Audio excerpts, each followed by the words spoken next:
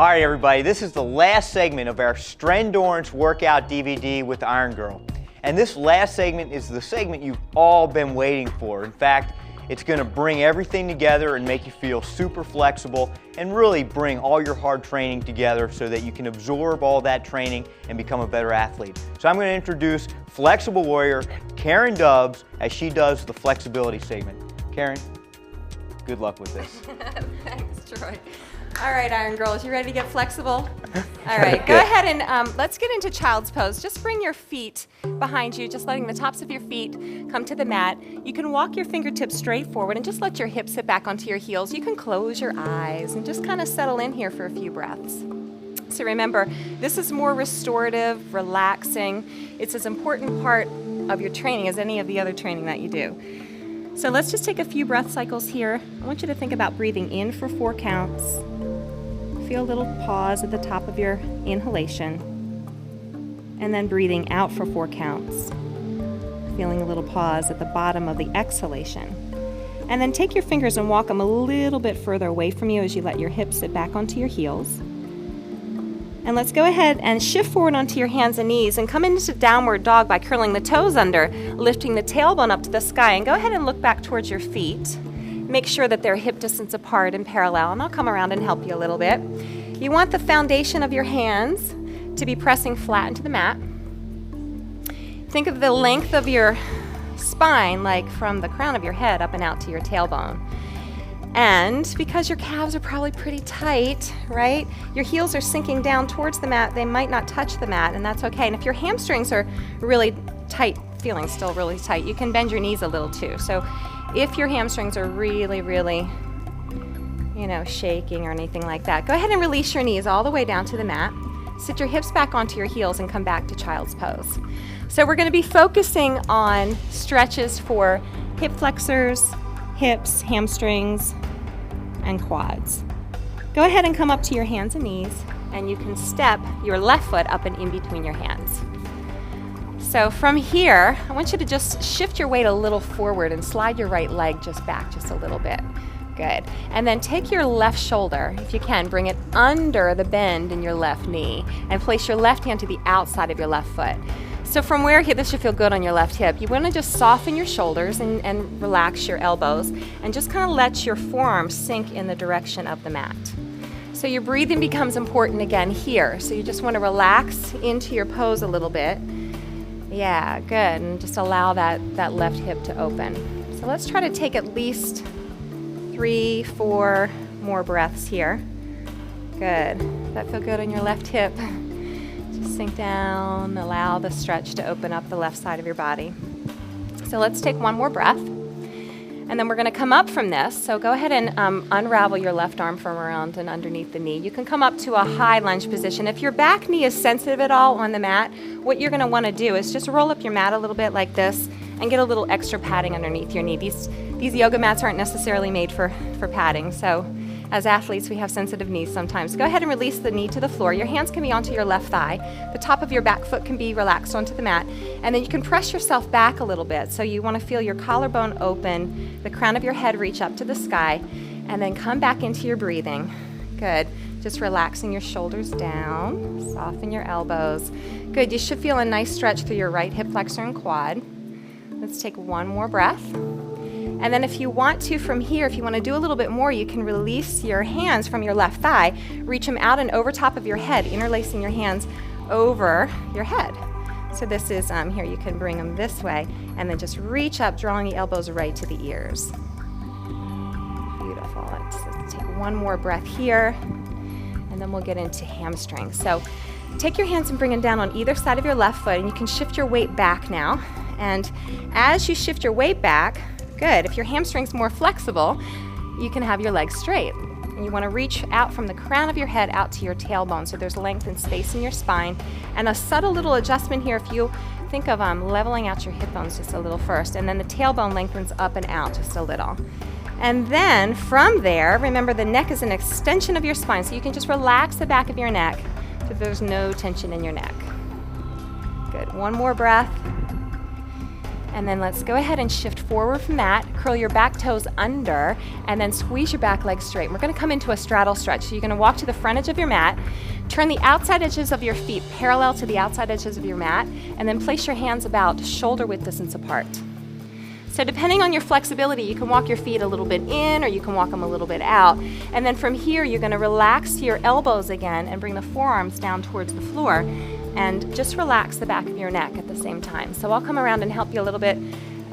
Just try to find the weight in the four corners of both feet. You can also, if you're more flexible, walk your hands out behind you. That's fine too. Yeah? Good. So there's an adjustment.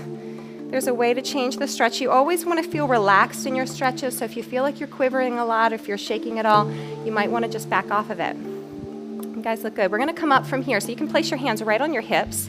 You want to kind of press down through your feet and then come all the way up to standing. We're going to stretch out the front of the chest and the shoulders a little bit and then do that forward fold one more time. So interlace your fingers right behind your back, lift up through your chest, slide your wrists down from your ears. And then from there, let's take forward fold again. So you're going to hinge forward.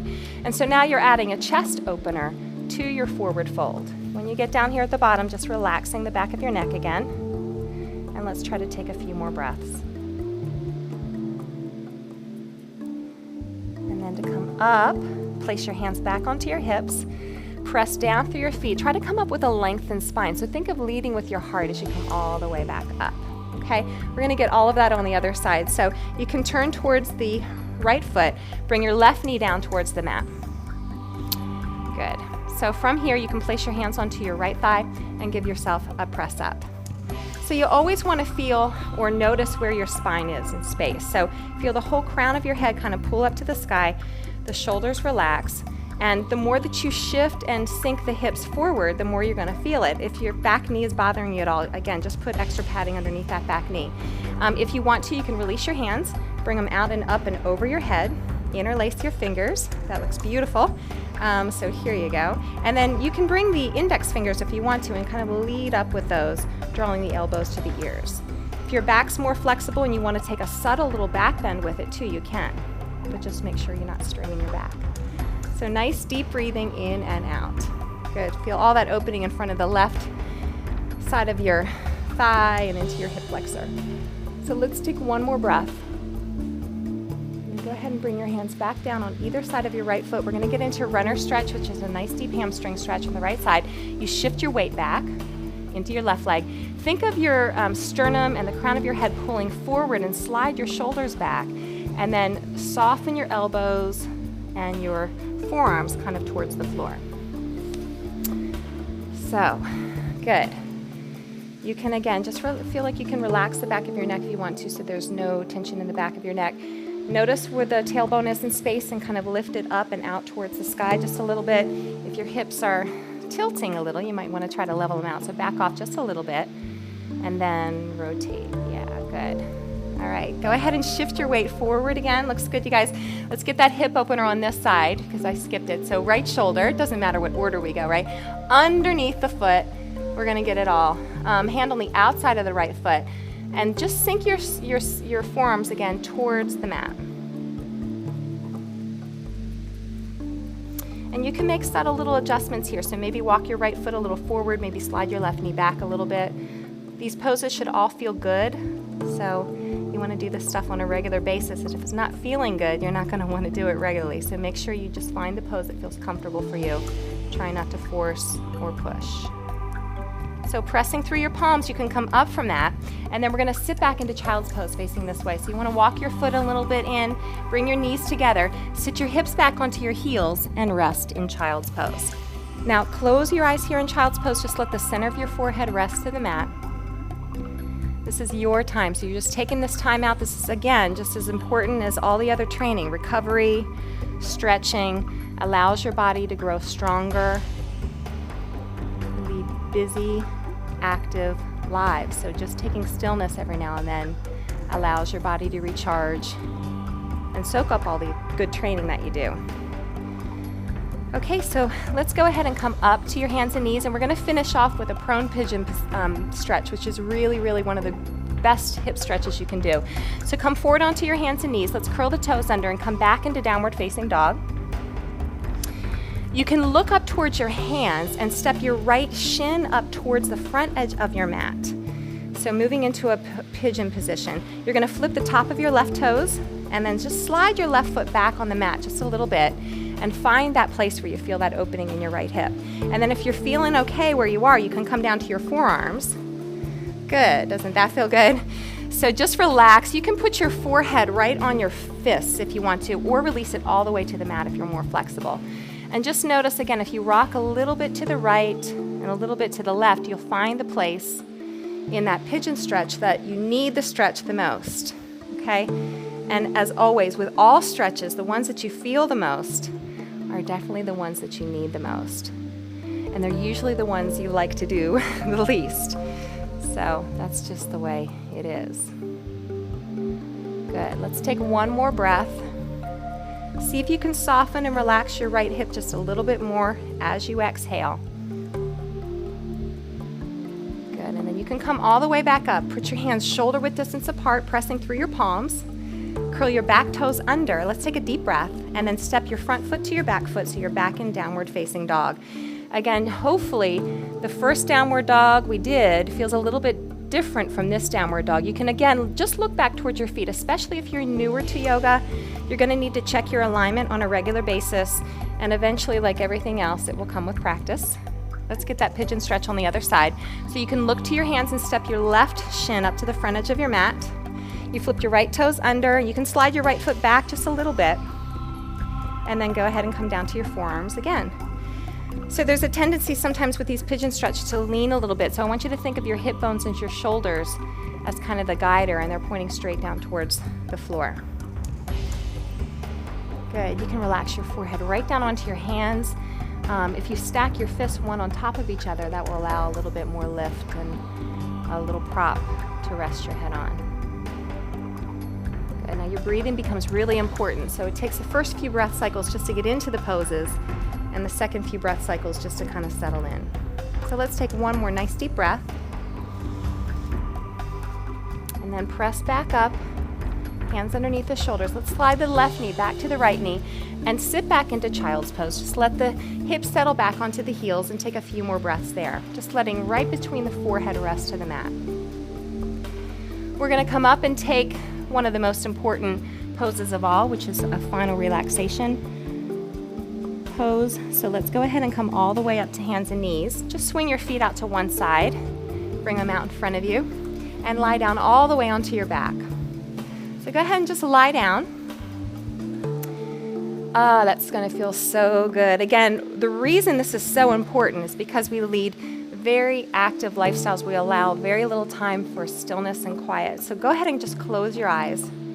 You are still in a training session right now. This is, if it's not already on the list of categories in your training, add it to your list. Stillness, quiet. Think of every single cell in your body soaking up the work that you did, growing stronger. And then start to notice your breathing. Breathing in for 4 counts. Feeling that little pause at the top of your inhalation. And then breathing out for 4 counts. Feeling a little pause at the bottom of your exhalation. And you can stay here as long as you like. Fall asleep if you want to. That's when you really grow stronger. But for now, we're going to come out. So start to bring your attention to your fingertips and to your toes. And then slowly and taking your time, you've got plenty of time, you can draw your knees into your chest. Interlace your fingers underneath your thighs. And take a little bit of a rock from right to left. So knowing again that the quiet time and the stillness that you take really does empower you, makes you stronger. So go ahead and rock yourself all the way back up to a seated position, and you can turn with a comfortable crossed leg. You can sit into a lotus or a half lotus if your hips are more flexible and you can fold up. I would encourage you all to sit on the floor regularly, you know.